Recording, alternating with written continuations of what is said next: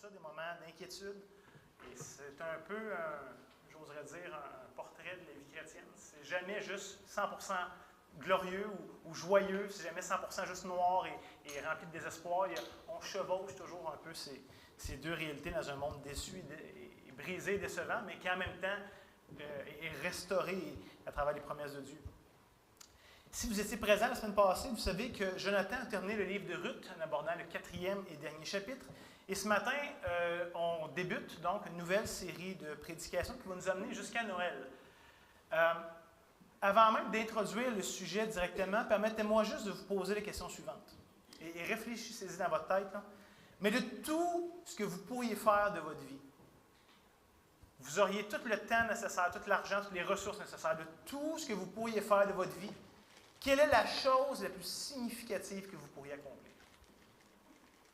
Si vous aviez carte blanche pour les années qui vous restent à vivre, d'accomplir une chose, qu'est-ce que vous aimeriez accomplir de plus significatif?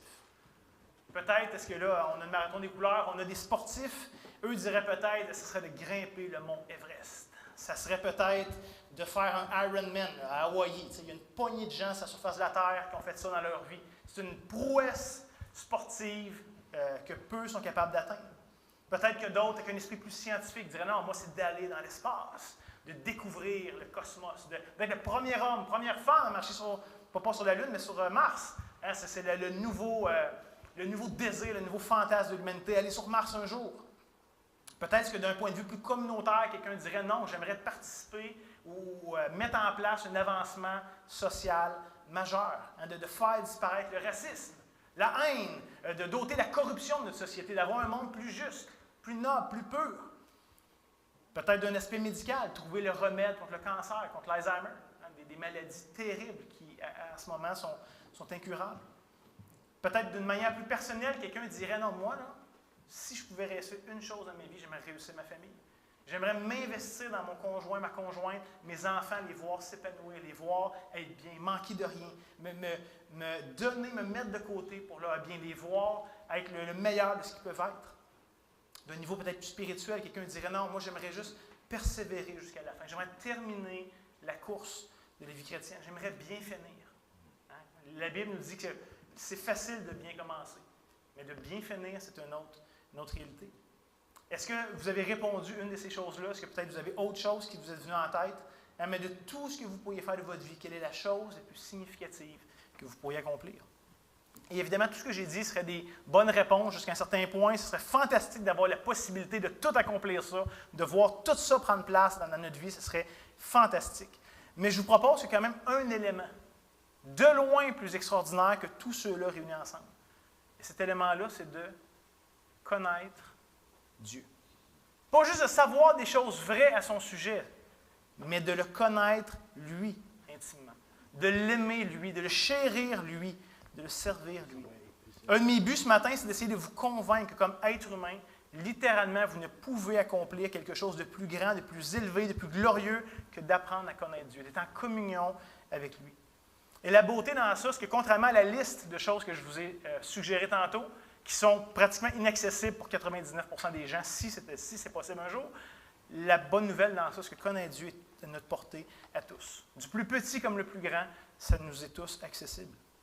Dieu lui-même va dire en Jérémie, chapitre 9, le verset 23-24, « Ainsi parle l'Éternel, que le sage ne se glorifie pas de sa sagesse, que le fort ne se glorifie pas de sa force, que le riche ne se glorifie pas de sa sagesse, mais que celui qui veut se glorifie de quoi?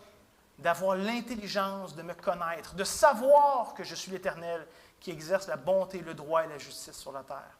Car c'est à cela que je prends plaisir, dit l'Éternel. » De toutes les passions que vous pourriez poursuivre, tout le temps que vous pourriez investir, toutes les activités que vous pourriez faire, connaître Dieu est de loin l'apogée, le summum de votre existence. Le réalisez-vous.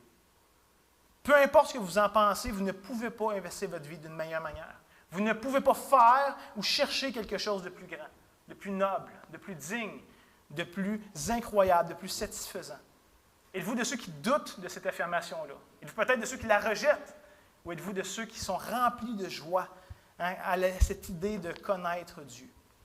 Le petit catéchisme de Westminster commence avec cette première question. La première chose qu'ils veulent mettre comme fondement pour tout le reste qui va venir est la suivante. Quel est le but ultime de l'existence humaine? Vous existez pourquoi? Qu'est-ce qui va vous satisfaire? Qu'est-ce qui va vraiment vous remplir? Et la réponse est la suivante. Le but ultime de l'homme est de glorifier Dieu et de prendre plaisir en lui pour toujours. Et de glorifier Dieu, de connaître Dieu, de vivre de manière cohérente avec lui, de prendre plaisir en lui. Et il y a évidemment énormément de passages bibliques qui sous-entendent ce genre de vérité-là. Mais il y en a un en particulier, je pense, qui devrait capter notre attention ce matin. Et c'est le suivant. En Jean 17, chapitre 3, Jésus, juste avant la croix, juste avant sa passion, prie ceci dans ce qu'on appelle la prière sacerdotale. Et il va dire, « Or la vie éternelle. » Et là, il va donner une forme de définition. C'est qu'ils te connaissent, toi, le seul vrai Dieu, et celui que tu as envoyé, Jésus-Christ. La vie éternelle, c'est de connaître Dieu, de chérir Dieu, d'être uni à lui, d'être uni à Christ. Et littéralement, ça n'a pas de fin. Une des choses que j'aimerais montrer ce matin, c'est que notre existence éternelle va... Une des choses qu'on va faire, c'est de découvrir ce Dieu, de prendre plaisir en lui, constamment et sans fin. Mais ça commence ici, dès maintenant. L'erreur serait de penser que c'est quelque chose qui s'en vient juste dans le futur, que c'est quelque chose, un jour, qui va prendre place. Ce serait faux. La vie éternelle commence maintenant. Pourquoi? Parce que de connaître Dieu commence maintenant.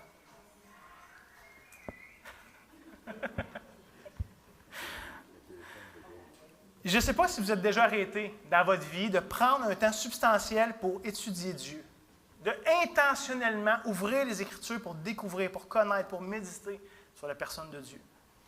Malheureusement, de manière générale, c'est quelque chose que les chrétiens font plus beaucoup, avec beaucoup de passion, beaucoup de ferveur. Ironiquement, et ça c'est d'une aberration immense, mais ironiquement, c'est même possible aujourd'hui d'aller à une école biblique. C'est même possible d'avoir un diplôme en théologie en ayant passé peu ou pas de temps à étudier la personne de Dieu. Pouvez-vous croire? C'est possible maintenant. Certaines écoles vont remplacer la doctrine, la théologie propre, par toutes sortes de choses secondaires, très bonnes, très bibliques, mais secondaires, qui sont plus pratiques, qui sont même plus pertinentes, plus concrètes.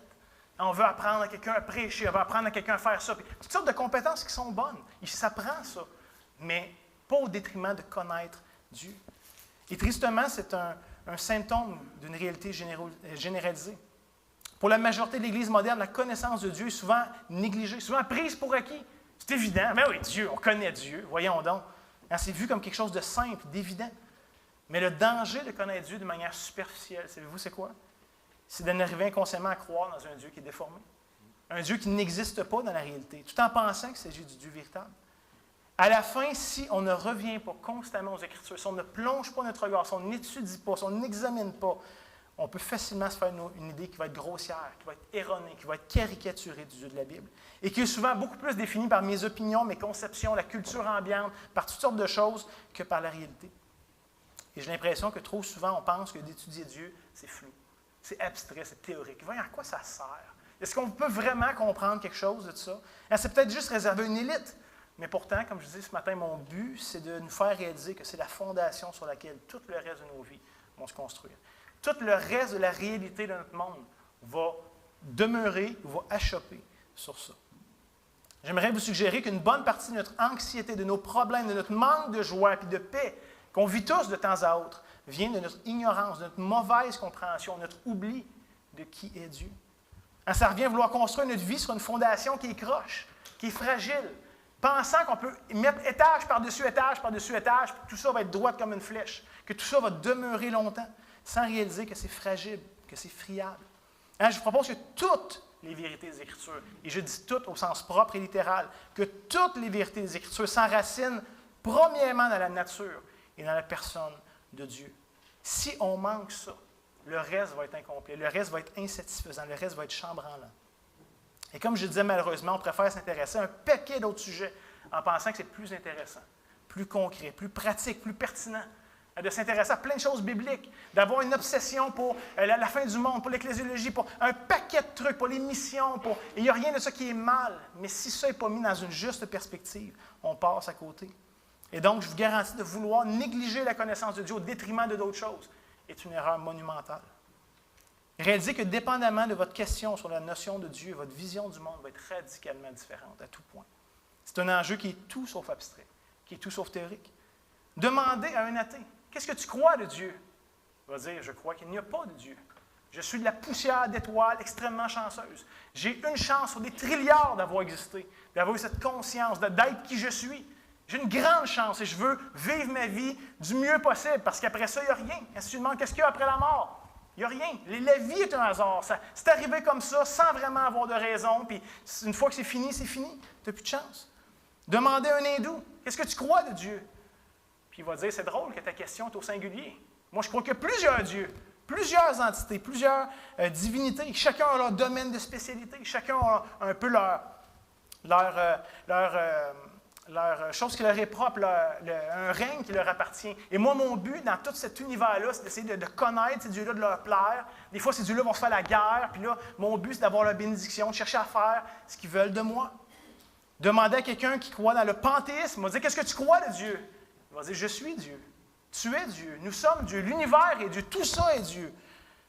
Il va dire, j'ai pas de commencement, j'ai pas de fin. Le but de notre existence collective, de notre existence unique, selon différentes formes, c'est d'apprendre, de découvrir ensemble, de m'améliorer. Demandez à un musulman, qu'est-ce que tu crois de Dieu? Il va dire, tout ce qui est venu avant, c'est de la bullshit. Ça, c'est tout faux, ça n'a pas rapport. Il y a un seul Dieu unique. C'est Allah. Mais c'est un Dieu qui mérite d'être craint, d'être obéi. Sinon, il va nous rejeter. Le Coran nous dit que Dieu n'est pas un père pour personne, qu'on ne peut pas avoir cette intimité avec lui. Il est un juge, il est le créateur transcendant. Et tu lui dis, qu'est-ce qu'il y a après la mort? Il dit, bien, ça va être le jugement. Le ciel ou l'enfer, dépendamment. Et là, il y a une balance qui va être mise. Si tu as fait plus de bien ou de mal dans ta vie, puis là, dépendamment de la balance, penche de quel côté, tu as plus ou moins de chances d'aller au ciel. Mais elle a un droit discrétionnaire. À la fin, s'il est compétent ce jour-là, bien, ça donne que c'était toi. Puis s'il t'aime pas à faire, ça donne que c'est pas toi. C'est un peu ça. Demandez à un témoin de Jéhovah. Il va dire, ben non, il y a un seul Dieu, c'est Jéhovah. Mais en même temps, il faut aimer, il faut donner une attention particulière à Jésus, qui est la première créature de Dieu, la plus puissante de toutes les créatures. Celui par qui Dieu a tout créé le monde. Il va dire, OK, puis qu'est-ce qu'il y a pour toi après la mort? Il va dire, bien, il y a la vie éternelle, je crois en Jéhovah, mais j'espère faire partie des 144 000 élus qui vont vraiment profiter pleinement de tous les avantages de la vie éternelle. Je ne sais pas, on verra rendu là. Demandez à quelqu'un qui croit au théisme ouvert. Il va dire, Dieu, ce n'est pas vraiment l'avenir.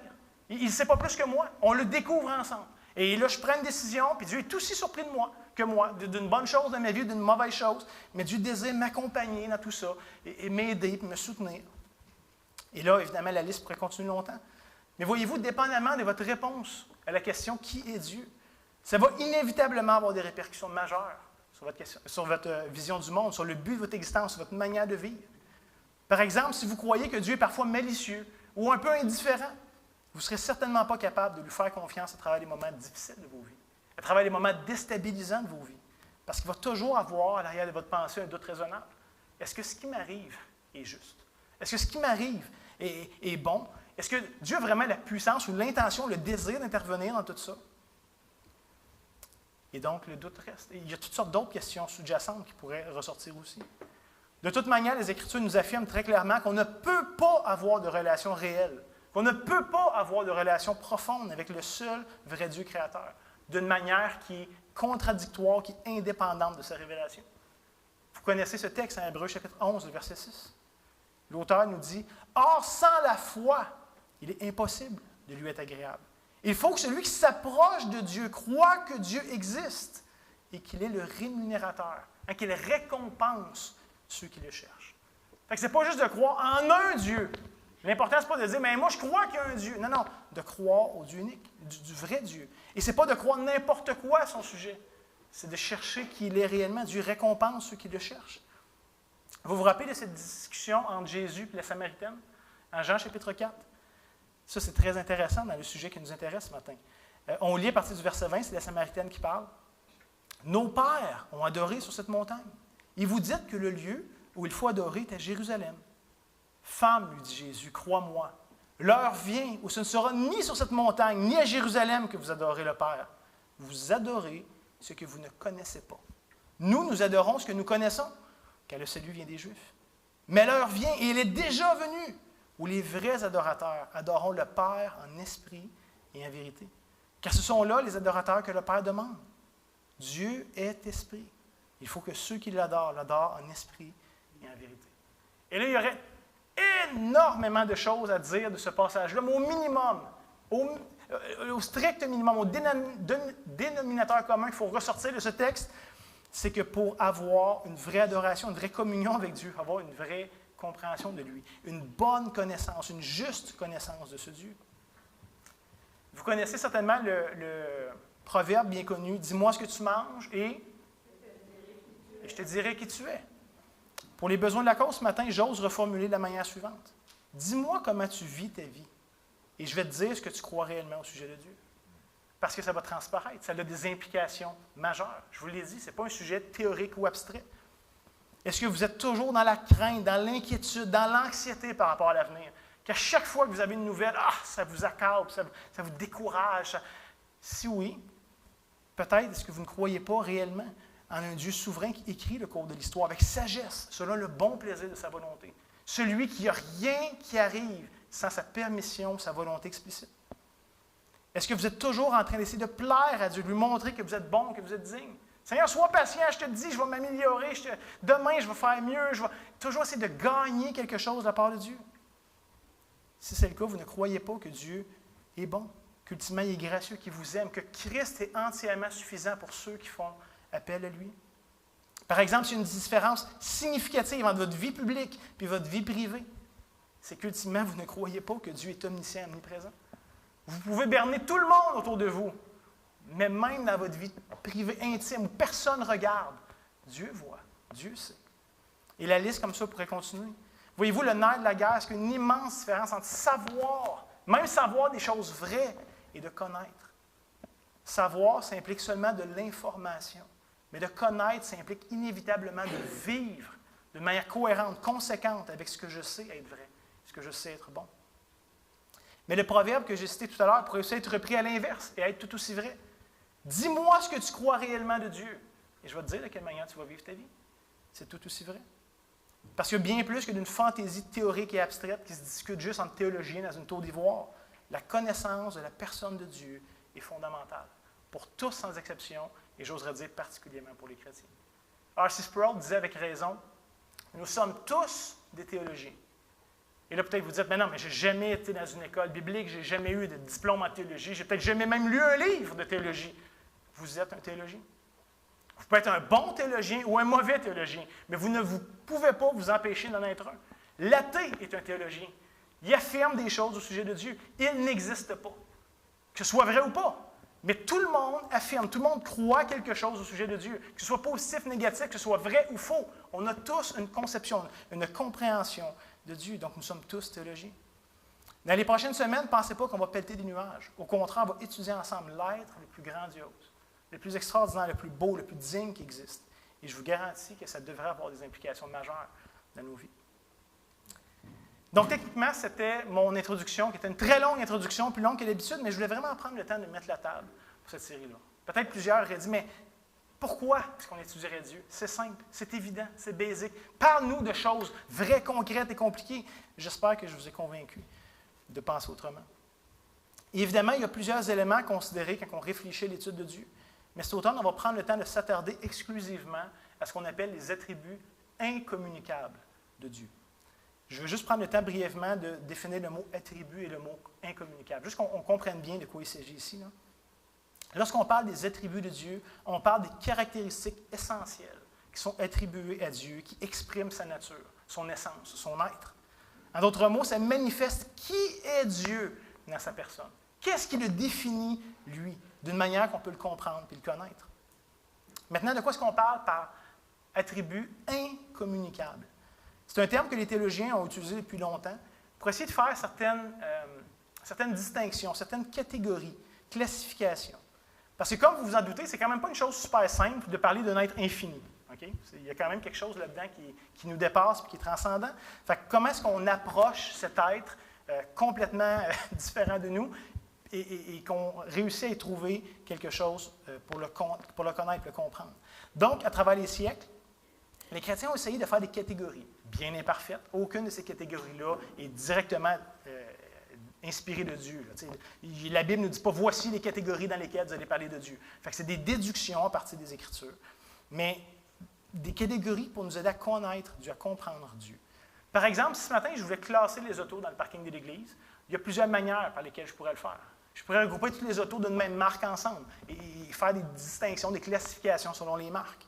Je pourrais le faire selon les couleurs des voitures. Je pourrais le faire selon les années, les dates de fabrication, avec les plus vieilles ou plus récentes. Je pourrais faire deux camps, les autos à gaz, les autos électriques. Je pourrais y aller en termes de kilométrage, fait que l'auto qui a le moins roulé, l'auto qui a le plus roulé. Fait que vous voyez, il y a plein de manières par lesquelles je pourrais classifier un même groupe de voitures. Et ça serait plus ou moins utile, dépendamment de ce que je recherche à comprendre de ce groupe de voitures-là. Un peu de la même manière, donc, les théologiens ont essayé de déterminer certaines catégories pour nous aider à regrouper les attributs de Dieu, les éléments essentiels de la nature de Dieu. Et comme je disais, il y a eu plusieurs propositions, mais une est ressortie du lot et a été conservée d'une manière assez cohérente à travers l'histoire. Et c'est donc de faire la distinction entre les attributs que seulement Dieu possède, en comparaison avec les attributs que nous partageons partiellement aussi avec lui. Par exemple, les attributs qu'on pourrait appeler communicables, ceux que nous partageons avec Dieu, pourraient être les suivants. La sainteté, l'amour, la bonté, la patience, la justice. Ça nous décrit, premièrement, qui est Dieu, mais ce n'est pas juste une connaissance abstraite de lui, c'est une connaissance concrète. Parce que nous ne sommes pas juste capables de l'apprécier, de le reconnaître, d'en parler, mais on le vit, on est appelé à incarner ces attributs-là. À l'inverse, donc, lorsqu'on parle des attributs incommunicables, on fait référence aux caractéristiques que Dieu seul possède. Parce que quelque chose qui appartient juste à Dieu, que tout le reste du monde créé ne peut pas avoir. Dieu n'est pas juste plus grand ou meilleur ou plus fort que nous. Il est dans une catégorie complètement à part de nous, complètement distincte de nous. Il n'est pas juste en premier sur la liste. Il n'y a rien en dessous de lui dans sa catégorie. Il est le seul. Il est le créateur. Tout le reste de ce qui existe est créature. Il est incréé. Tout le reste de ce qui existe est créé. Fait qu'il y a quelque chose où il n'y a aucune commune mesure entre les deux. Et quelque part, ça devrait produire en nous une grande humilité, un grand respect. Il n'est pas juste plus grand ou plus fort. Il est complètement différent de nous. Donc, dans les prochaines semaines, on va aborder les attributs donc, incommunicables et leurs implications dans notre marche avec Dieu. Parce que je vous dis, ce n'est pas juste de la théorie. Voici ce qu'on va aborder ensemble dans les prochaines semaines. On va parler premièrement de l'indépendance de Dieu, ou de l'acéité. On en reparle la semaine prochaine. On va parler de l'unicité de Dieu, de sa simplicité, de son omniscience, le fait que Dieu connaît tout, de son omniprésence qui est partout. On va parler de son infinité, de son éternité, de ses perfections, de son immuabilité, que Dieu ne change pas, et finalement de son omnipotence, que Dieu peut tout, qu'il est tout-puissant. On n'a rien de tout ça en commun avec lui. Ça lui appartient à lui seul. Évidemment, pour arriver à ces conclusions-là, on ne peut pas utiliser seulement un passage des Écritures. Je ne peux pas vous présenter l'omnipotence de Dieu, bingo, on tourne dans un passage, c'est fait, on fait le tour, puis on passe à autre chose. Il n'y a aucun passage qui est suffisant lui-même pour nous permettre d'avoir cette compréhension-là juste de qui est Dieu. Au contraire, cet automne, un des défis des différents prédicateurs qui vont faire partie de cette série, c'est de faire ce qu'on appelle la théologie systématique. C'est-à-dire, on va chercher à considérer tout ce que la Bible dit, de nuancer, de regrouper, d'harmoniser toute la révélation de Dieu au sujet de lui-même pour en arriver à une compréhension holistique, complète, systématique. Et c'est un travail qui, effectivement, est relativement ardu, demande beaucoup de temps, mais la récompense en vaut la peine. Voyez-le comme quelqu'un qui investit des jours, des semaines, des mois, peut-être des années de sa vie à creuser le roc jusqu'à temps de trouver la plus belle pépite, de trouver le plus beau des diamants. C'est dur dans le processus, mais au fur et à mesure que tu te rapproches de cette pépite-là, il y a une joie, il y a une excitation qui est de plus en plus grande. Ceci étant dit, comprenez-moi bien, malgré que c'est une quête noble, de vouloir connaître Dieu, qui vaut la peine d'être entrepris, d'être poursuivi, Dieu ne pourra jamais être pleinement connu. Jamais. Jamais pleinement défini, compris, encadré, limité, circonscrit, d'aucune manière que ce soit. On est des créatures limitées. Et donc, malgré tous nos efforts de temps, d'attention, d'investissement, de tout ce qu'on peut mettre, il va toujours avoir une distinction entre le Créateur et les créatures. Jean Calvin disait avec raison, le fini ne peut connaître ou ne peut comprendre l'infini. C'est juste pas possible. Ça ne fonctionne pas. Littéralement, l'éternité ne sera pas suffisante, entre guillemets, pour faire le tour de Dieu. L'éternité, c'est qu'il te connaisse toi. La vie éternelle, c'est-à-dire c'est qu'il te connaisse toi, le seul vrai Dieu. Mais ça n'arrivera pas à son terme, jamais. L'éternité ne sera pas suffisante pour connaître Dieu. C'est une quête qui ne va jamais aboutir, qui ne va jamais terminer, quoique ça va toujours nous élever de plus en plus, nous amener de plus en plus loin. Et les Écritures sont très claires à ce sujet-là. Par exemple, le psaume 145, le verset 3, le psalmiste nous dit « L'Éternel est grand et très digne de louange. Sa grandeur est insondable. » Je ne peux pas sonder, je ne peux pas voir la frontière, la fin de la grandeur de Dieu. Ça me dépasse. Psaume 147, le verset 5. « Notre Seigneur est grand, puissant par sa force. Son intelligence n'a point de limite. » Contrairement à la mienne, que la limite est très claire, très facile à trouver, c'est pas trop loin. David va dire, le psaume 139, le verset 17, « Que tes pensées, ô Dieu, me semblent impénétrables. » Il observe l'œuvre de Dieu. Il se réjouit de voir la sagesse de Dieu, la puissance de Dieu, la souveraineté de Dieu dans toutes ses œuvres. Et il exclame, « Que tes pensées, ô Dieu, me semblent impénétrables. » Ça me dépasse. Je suis capable d'en apprécier une infime partie, mais tout ça est plus grand que moi. Et Dieu lui-même va dire à Isaïe 55, les versets 8 et 9, il va dire « Car mes pensées ne sont pas vos pensées. Vos voix ne sont pas mes voix, dit l'Éternel. Autant les cieux sont élevés au-dessus de la terre, autant mes voix sont élevées au-dessus de vos voix, et mes pensées au-dessus de vos pensées. » Il y a quelque chose de transcendant, quelque chose de plus grand que nous dans tout ça. Ceci étant dit, à l'autre extrême, allons pas penser que parce qu'on n'arrivera jamais à avoir une connaissance complète et parfaite de Dieu, il ne faut pas se laisser décourager, il ne faut pas que ça nous empêche de chercher à grandir dans notre étude de Dieu. Certains pourraient peut-être être découragés et dire « Mais parce que je n'arriverai pas au bout, pourquoi j'entreprendrais cette démarche-là? Ça ne sert à rien. Je ne pourrais pas jamais l'accomplir. » Non, au contraire, ça devrait nous motiver quand même à entreprendre cette démarche, à grandir dans notre étude, dans notre recherche, dans notre découverte, dans notre compréhension, dans notre appréciation de Dieu et de sa personne.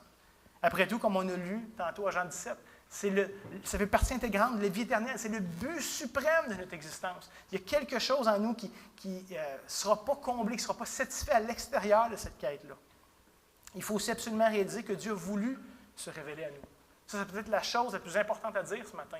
Dieu a voulu être connu de nous, à travers la création, mais surtout à travers sa parole, et particulièrement dans la personne de Jésus.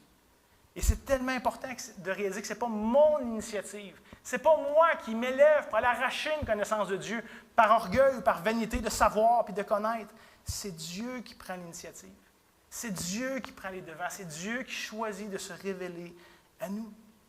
Il faut réaliser que si Dieu ne s'était pas révélé, on n'aurait aucune manière sûre, aucune manière fiable de réellement le connaître. Au mieux, on verrait qu'il y a quelque chose de grand, qui doit avoir un auteur, un artiste à toute cette grande création-là. Il faut qu'il soit puissant, il faut qu'il soit sage. Mais comment le connaître, lui? Ça nous échapperait. Mais gloire à Dieu. Il désire être connu par les hommes qui créent son image. Même il nous crée d'une certaine manière qu'on soit capable de l'apprécier, de le connaître, de le goûter, de le rencontrer. Frères et sœurs, réalisons que ce n'est pas un accident si on connaît Dieu. Ce n'est pas un accident si on a la parole, si on a la Bible. C'est quelque chose qu'il a voulu dans sa grâce. Il se révèle progressivement dans le but qu'on le connaisse, qu'on puisse l'aimer, qu'on puisse le servir. Pierre va dire, au tout début de sa première épître, il va dire « Les prophètes qui ont prophétisé touchant la grâce qui vous était réservée ont fait de ce salut l'objet de leurs recherches et de leurs investigations. » Pierre comprend que la révélation écrite de Dieu elle est progressive. Il n'a pas tout dit en Genèse 1.1. Ça vient dans le temps, ça vient à travers l'histoire. On fait de ce salut l'objet de leurs recherches, de leurs investigations, voulant sonder l'époque et les circonstances marquées par l'Esprit de Christ qui était en eux et qui attestait d'avance les souffrances de Christ et la gloire dont ils seraient suivis. Il leur fut révélé que ce n'était pas pour eux-mêmes, mais pour vous qu'ils étaient les dispensateurs de ces choses, que vous ont annoncé maintenant ceux qui vous ont prêché l'Évangile par le Saint-Esprit envoyé du ciel, et dans lequel même les anges désirent plonger leur regard. Il y a quelque chose de progressif dans tout ça. Regardez comment l'apôtre Jean va le dire à sa façon à la toute fin de sa première épître. Il va dire au chapitre 5, verset 20, « Nous savons aussi que le Fils de Dieu est venu et qu'il nous a donné quoi? L'intelligence pour connaître le véritable. » Il va même aller plus loin. Nous sommes dans le véritable en son Fils Jésus-Christ. Dieu ne nous laisse pas avancer à tâtons, essayer de découvrir à gauche et à droite comme un aveugle, avec sa canne pour essayer de comprendre le monde qui l'entoure. Dieu se révèle. Il prend l'initiative de se révéler à nous. C'est son désir qu'on soit en relation avec lui. Paul va dire aux Corinthiens, chapitre 2, versets 10 et 12, « Dieu nous les a révélés par l'Esprit, car l'Esprit sonde tout, même les profondeurs de Dieu. Lequel des hommes, en effet, connaît les choses de l'homme, si ce n'est l'Esprit de l'homme qui est en lui? De même, personne ne connaît les choses de Dieu, si ce n'est l'Esprit de Dieu. Si c'était juste ça, la vérité que Paul voulait nous communiquer, ça ne nous avancerait pas grand-chose. Verset 12. Or, nous n'avons pas reçu l'Esprit du monde, mais l'Esprit qui vient de Dieu, afin que nous connaissions les choses que Dieu nous a données par sa grâce. Donc, Dieu veut se révéler à nous. Mais en même temps, Dieu n'a pas voulu tout révéler, tout expliquer, tout répondre à nos questions et nos fantaisies.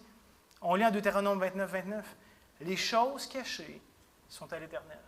Il y a certaines choses qui ne nous appartiennent pas, soit parce qu'on n'est pas capable de comprendre et de gérer ça, ou soit parce qu'il n'a pas voulu nous les révéler. Mais il y a les choses cachées sont à l'Éternel, notre Dieu. Mais les choses révélées sont à nous, nos enfants, à perpétuité. Pourquoi? Afin que nous les mettions en pratique. Afin que ça produise quelque chose en nous, que ça nous amène à vivre d'une certaine manière. Donc, il y a des choses qui sont révélées à nous, il y a des choses qui ne sont pas révélées à nous. Et ça prend de la sagesse ici. On ne devrait pas avoir l'orgueil d'aller au-delà de ce que Dieu a cru bon de nous révéler. Ça serait de l'orgueil. Mais en même temps, on ne devrait pas avoir l'arrogance d'ignorer, de négliger ce que Dieu a voulu nous faire connaître. Ça serait une perte pour nous, ça serait de la folie. Donc, voyez-vous, Dieu désire se faire connaître à nous. Comme je disais, il nous a même créés avec un âme rationnelle qui est capable de connaître au-dessus de tout le reste de la création. Dieu a mis en nous quelque chose de particulier. Il fait habiter son image pour qu'on soit en mesure de le découvrir, qu'on soit en mesure de le connaître. C'était son désir à l'origine, au moment même de nous créer. Mais aussi importante, est-ce que peut être l'étude de Dieu? C'est quand même pas une fin en soi. Et le danger, c'est que ça soit un but stérile, que ça ne produise rien d'autre qu'une connaissance pure de Dieu. Dieu n'est pas un sujet académique, n'est pas un devoir, n'est pas quelque chose à maîtriser. Dieu, c'est-à-dire notre connaissance de Dieu devrait nous amener à le connaître, lui. Devrait nous amener à l'aimer, lui. À le chérir, lui. À le servir, lui. À être en relation avec lui. Pas juste savoir, mais être en relation. Ça devrait nous amener à chercher à lui plaire, à l'adorer, à lui faire confiance, à marcher avec lui, à développer cette intimité-là, à trouver notre joie en lui. Dieu n'est pas une chose à comprendre, mais une personne à connaître, une personne à aimer. Et ça, c'est le summum de notre vie, au-delà des choses vraies qu'on pourrait savoir. Regardez, le but est que nos vies soient transformées. L'apôtre Jean le dit à sa manière, et Jésus le disait même dans l'Évangile de Jean, 1 Jean 2, versets 3 et 5. « Si nous gardons ses commandements, par là, nous savons que nous l'avons connu. » Intéressant, hein? Le lien que Jean fait ici. Celui qui dit « Je l'ai connu », mais qui ne garde pas ses commandements est un menteur. La vérité n'est point lui. Au mieux, ça reste une connaissance vraie, mais stérile. Une connaissance qui est déconnectée de la réalité.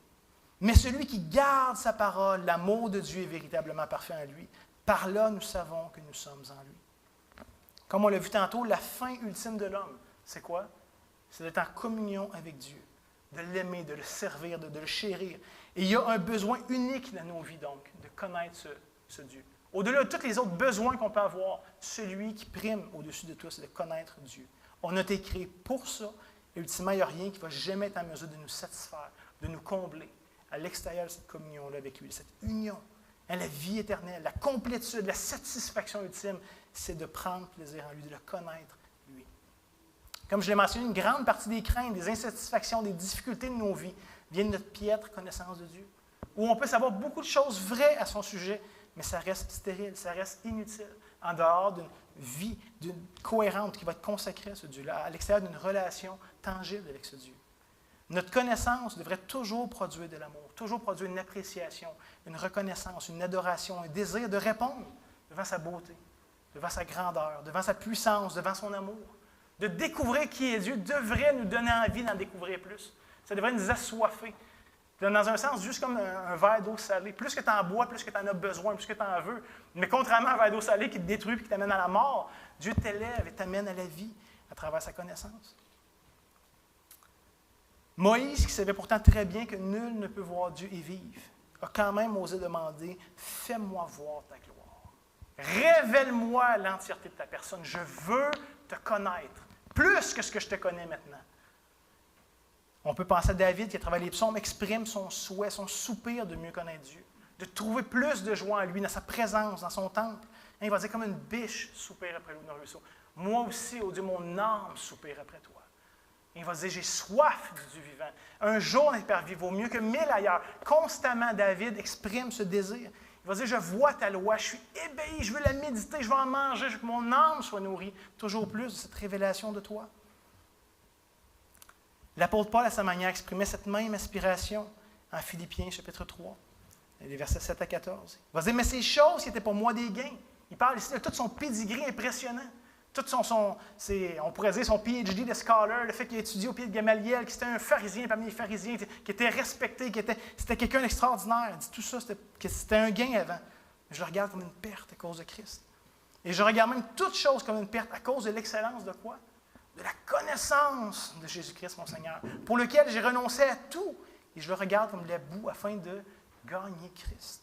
D'être trouvé en lui, non avec ma justice, celle qui vient de la loi, mais celle qui s'obtient par la foi en Christ. La justice qui vient de Dieu par la foi, afin de connaître Christ, de le saisir lui, et la puissance de sa résurrection, la communion de ses souffrances, en devenant conforme à lui dans sa mort, pour parvenir, si je l'ai pu, à la résurrection entre les morts.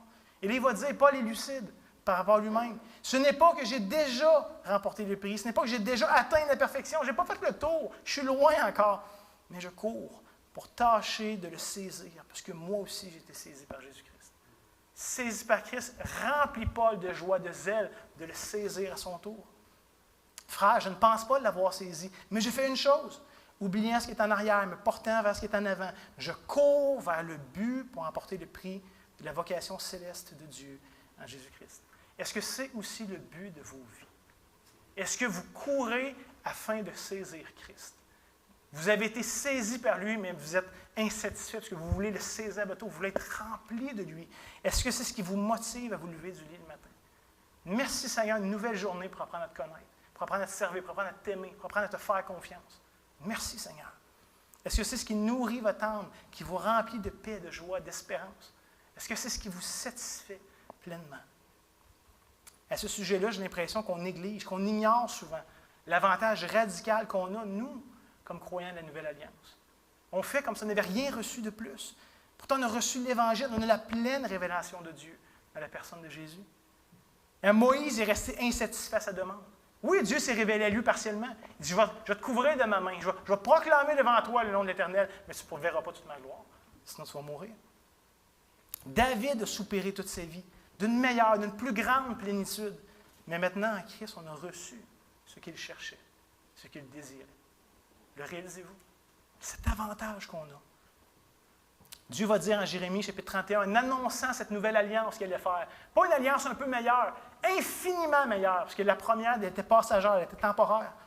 On lit en Jérémie 31, 31, « Voici les jours viennent, dit l'Éternel, où je ferai avec la maison d'Israël et la maison de Juda une alliance nouvelle, non comme l'alliance que je traitais avec leur père, le jour où je les saisis par la main pour les faire sortir d'Égypte. » Il parle ici de l'alliance mosaïque. Là. Alliance qu'ils ont violée, quoique je fus leur maître, dit l'Éternel. Mais voici l'alliance que je ferai avec la maison d'Israël après ces jours-là, dit l'Éternel. Je mettrai ma loi au-dedans d'eux. Je l'écrirai dans leur cœur. Je serai leur Dieu. Ils seront mon peuple. Israël avait une révélation partielle à ce moment-là de Dieu, une connaissance partielle. Paul va dire que c'était l'ombre des choses. On a la substance en Christ. Arrêtons de regarder les ombres qu'eux avaient. On a reçu toute la plénitude de la révélation de Dieu. Verset 34, « Celui-ci n'enseignera plus son prochain. » Ça va être quoi qui va distinguer radicalement cette nouvelle alliance? Israël était un peuple nombreux, mais il y avait juste un reste. Un petit nombre qui connaissait réellement Dieu, qui était réellement régénéré, qui l'aimait vraiment. La grande majorité était dure, un coup raide, un dur de cœur, un cœur de pierre. Ils n'ont pas aimé Dieu, ils ont juste connu son châtiment. Il va dire dans la nouvelle alliance, « Voici le peuple que je vais avoir. Celui-ci n'enseignera plus son frère, son prochain, ni celui-là son frère, en disant, « Connaissez l'Éternel, car tous me connaîtront. » Ce n'est pas possible de faire partie du peuple de Dieu sans le connaître, lui. Tous me connaîtront, depuis le plus petit jusqu'au plus grand, dit l'Éternel, car je pardonnerai leur iniquité. Je ne me souviendrai plus de leur péché. C'était une annonce future qui s'en venait. Et on l'a reçu pleinement. C'est maintenant parfaitement accompli et possible en Jésus-Christ. Je vous relis ce texte, 1 Jean 5, verset 20, et je vais ajouter le verset 21. Nous savons aussi que le Fils de Dieu est venu, qui nous a donné l'intelligence pour connaître le véritable. Et nous sommes dans le véritable, en son Fils Jésus-Christ. Et Jean ajoute et termine la dernière ligne de son épître. C'est lui qui est le Dieu véritable et la vie éternelle. Il va terminer, petits enfants, gardez-vous des idoles. Gardez-vous de tout ce qui va vous détourner de la connaissance de Christ, de tout ce qui va vous ralentir, de tout ce qui va vous empêcher de le saisir pleinement. Pierre, à sa manière, dit au début de sa deuxième épître, comme introduction, chapitre 1, versets 1 à 4, il dit « Simon-Pierre, serviteur et apôtre de Jésus-Christ, à ceux qui ont reçu en partage une foi du même prix que la nôtre, par la justice de Dieu et du Sauveur Jésus-Christ. » Il va leur offrir une bénédiction. Que la grâce et la paix vous soient multipliées, quoi? Comment? Par la connaissance de Dieu et de Jésus-Christ, notre Seigneur. Et là, il va dire, comme cette divine puissance nous a donné tout ce qui contribue à la vie et à la piété, au moyen de la connaissance de celui qui nous a appelés par sa propre gloire et par sa vertu, lesquels nous assurent de sa part les plus grandes et les plus précieuses promesses, afin que par elles, et ça semble trop beau pour être vrai, afin que par elles, vous deveniez participants de la nature divine.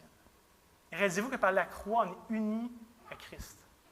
Nous en lui, lui en nous, au point d'être morts avec lui, de vivre de sa vie, de ressusciter un jour de sa résurrection, de connaître le pouvoir de sa résurrection, d'être glorifié avec lui, de régner avec lui, d'hériter avec lui. Tout ce qui est vrai de Christ est maintenant vrai de son peuple, de son épouse, de son Église, parce qu'on est unis à lui. Frères et sœurs, ne négligeons pas les trésors de grâce qu'on a maintenant accès par l'Évangile. Les prophètes, ceux qui ont écrit ça, languissaient d'un jour au pouvoir. Ils scrutaient les Écritures, ils voulaient connaître, ils voulaient comprendre. Les anges veulent plonger leur regard dans cet Évangile-là. C'est pour nous. C'est nous qui, non seulement avons la chance de le connaître, mais de le vivre, de le recevoir. Au contraire, soyons prêts à joyeusement tout mettre de côté, ce qui nous retient de connaître Christ dans toute sa plénitude. Dieu se donne à nous, à la personne de son Fils. Et d'une manière très concrète, cette semaine, si vous dites, OK, mais c'est beau, je fais quoi? D'une manière super concrète, trouvez ce temps, mis à part, réservé, précieux, pour ouvrir les Écritures, avec ce désir de rencontrer Dieu, de découvrir, de le connaître, lui. Pas juste un paquet d'histoires qui parlent de Dieu, mais de connaître ce Dieu qui se révèle à travers ces histoires, à travers ces moments. J'encourage, tournez-vous vers l'Éternel dans la prière. Pas juste qu'une liste de requêtes, quoique c'est bien de faire connaître nos besoins à Dieu, il nous encourage à le faire, mais avec ce désir de communier avec lui, cette soif de le rencontrer. Pensez-vous que Dieu est insensible à ce genre de prière? Seigneur, fais-toi connaître à moi. Remplis-moi de ta présence. Amène mon âme à se rassasier de toi, à être satisfaite en toi. C'est ce que Dieu veut produire dans nos vies. Recherchons-le. Vous ne pouvez pas rien faire de plus grand et de plus glorieux que d'être en communion avec ce Dieu. Et peut-être ce matin, tu ne le connais pas, ce Dieu-là. Puis ça fait 40-45 minutes que tu m'écoutes, puis tu te dis, le gars, il est dans une dérape complète, c'est complètement absurde, c'est utopique. Voir que ça serait le but de ma vie, c'est complètement fou. Je veux juste te dire que quand même, peu importe ce que tu en penses, ce Dieu-là va être connu de toi. Et même qu'il fait une promesse toute particulière qui va se laisser trouver par ceux qui le cherchent. Et donc, je t'invite, cherche ce Dieu. Apprends à le connaître, à le découvrir. Et tu peux juste être surpris. Mais pour ceux de nous qui sont déjà dans cette quête, déjà dans cette recherche, que votre vie soit caractérisée par l'émerveillement. Pas juste savoir, mais de connaître, d'être émerveillé de ce Dieu. Une vie remplie de reconnaissance, de joie, de paix, de sécurité, d'avoir accès à ce Dieu créateur, à ce Père, hein, qui désire cette relation avec nous, qui a rendu tout possible pour avoir cette relation avec nous. Je n'y contribue en rien, je n'en suis qu'un bénéficiaire. Tout a été fait par Christ, c'est une œuvre accomplie. Et donc, ça puisse produire en nous une adoration, un désir de l'aimer en retour, hein, de saisir Christ parce qu'on a été saisi par lui. Je vous invite à venir avec curiosité, avec le cœur ouvert dans les prochaines semaines, parce que je suis convaincu que le Seigneur désire nous rencontrer, nous amener plus loin dans notre marche avec lui. C'est vraiment une aventure qui est extraordinaire, de connaître Dieu. Ça commence tout de suite ici maintenant, et ça se poursuit dans l'éternité. Il y a quelque chose de fantastique là-dedans, et qu'on puisse déjà maintenant y mettre tout notre cœur, appliquer toute notre recherche à courir après ce Dieu. Pas juste, mais qu'on soit rendu de l'autre bord, déjà ici maintenant. Ça change tout. Ça donne une vie qui est orientée et qui est vécue d'une manière digne. Donc, que ce soit votre désir. Et je souhaite aussi que ce soit le désir de ma vie. Pas juste maintenant, pendant 5 minutes, un feu de paille, mais pour le reste de mes jours, peu importe le nombre de jours que j'ai. Prions ensemble. Éternel, merci de nous appeler à toi. Il n'y a rien de plus grand, de plus satisfaisant, de plus digne, de plus glorieux qui existe, et tu te donnes à nous. Quel privilège! Seigneur, donne-nous de le saisir. Donne-nous d'en comprendre l'ampleur, d'en être bouleversé, d'en être profondément reconnaissant. Oriente nos vies pour toi. Seigneur, toi, tu es digne. Toi, tu mérites absolument toute notre adoration, toute notre louange, tout notre amour, toutes nos vies. Et Seigneur, on veut répondre à cette invitation, bien imparfaitement, sachant qu'il y a plein de choses qui nous retiennent, qui nous ralentissent dans cette course. Seigneur, aide-nous à s'en débarrasser constamment, à refaire le ménage pour qu'à la fin, on puisse te saisir, toi, pleinement. Que tu puisses recevoir cette louange, cette adoration que tu mérites. Que Christ reçoive la pleine récompense pour son sacrifice. Seigneur, on le désire, mais on est faible. Et donc, on demande ton esprit, on demande ta puissance. Accompagne-nous et donne-nous cette joie, ce zèle, cet émerveillement devant toi, constamment. C'est en Jésus qu'on te le demande.